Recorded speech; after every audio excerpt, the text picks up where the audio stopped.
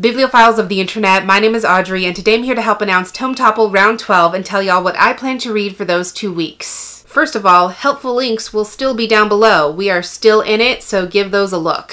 Hopefully Tome Topple is not a new concept for you. It's a 2-week-long read-a-thon all about reading those big books that are 500 plus pages. I say this every single round, but everything counts, everything goes. Any format, genre, subject, language, demographic, medium, etc. is fair game as long as what you're reading hits or surpasses that 500-page mark. This next round is going to start at midnight in your own time zone on August 8th and will go until 11:59 p.m. again in your own time zone on August 21st. Make sure you're following us on Twitter at Tome_Topple so you don't miss any of our games, chats, or reading sprints. We also encourage you to share all your updates across all social media platforms using the hashtag TomeTopple so we can either commiserate with you or celebrate your progress. The trusty old Goodreads group is still running, bless its heart, so that's also an option if you're looking for recommendations or if you just want to connect with other Tome Topplers. It's still on the table, it's still a valid choice. Our hosts for this round include founder and leader Sam from Thoughts on Tomes, Sarah Jane from The Book Life, Sean from Reader's Rambles, the other Sam from Will Read for Booze, Gaia from La Letrice Secreta, Cass from Little Book Owl, and Tori from Tori Morrow, who is joining us for the very first time. Everyone's links, all the details, and everything I mentioned that has a link will be included downstairs, so make sure you check that out. We are continuing with our bingo board as well. Some of the challenges are old favorites, some we're bringing back, some might be new, so let's go through those real quick. From left to right, we have Tome on your TBR the longest, Tome from a genre you don't usually read, Tome audiobook,